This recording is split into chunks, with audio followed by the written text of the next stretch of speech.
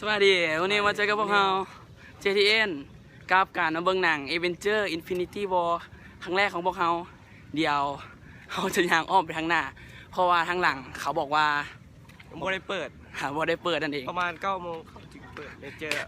เปิดทางหน้าแล้วมันบอกว่ามีอย่างก็ฮอบตอน8:50แล้วมื้อนี้ก็จะอ้อมไปทางหน้าเพื่อจะเข้าห้างให้ได้โอเคเดี๋ยวไปเบิ่งง่ายคือครับคุณโอเคหลังจากที่เขาย่างอ้อมทางหน้าแล้วสิ่งที่เจอกับก็ต้องเจอกับกุญแจนั่นแหละไข่ไว้ที่เก่า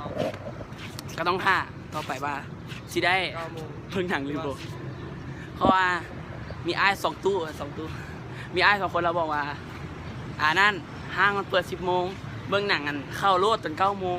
แล้วมึงจะมีฮอบ8:55เนี่ยมึงนั่นแหละกะท่าต่อไปที่ท่ากันอยู่ตัวนี้อยู่หน้าอเมซอนคือหน้าอเมซอนไปเจอกันนี้ก็ได้อยู่ห้องไหนนั่นแหละกำไม้แค่นึงหลังจากที่เจอพลเมืองดีบอกว่าเอ้าน้องคือพวกเขาทางหลังไม่เข้าทางหลังน้องคือพวกเขาทางพิซซ่าเพราะว่านี่เขาเข้าไปไล่คนเล่าโอ้โหทางหลังเขานี่อีกอันนึงนั่นแหละทางหลังเขาแหละอยากบอกเราเข้าใจดีเข้าใจอะไรเดี๋ยวสิเข้าไปเซ็นเตอร์ได้หรือบ่เขาก็มาทาเบิ่งกันเลยนึงหลังจากที่เข้าไปในเล็กเจอร์เซ็นเตอร์ได้แล้วเขาก็มาทาลิฟต์กับยูริหลังจากนั้นเขาก็ที่เข้าลิฟต์ตอนนี้กำลังเข้าลิฟต์และกำลัง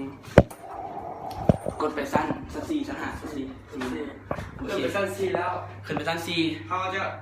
ไปซื้อตัวอย่างก่อนทำอินทำอินไม่ใช่ตัวนั้นเพื่อมูลได้บ่สิได้บ่เพราะว่ายังมีคนจองไปติดตามเลยเจอกัน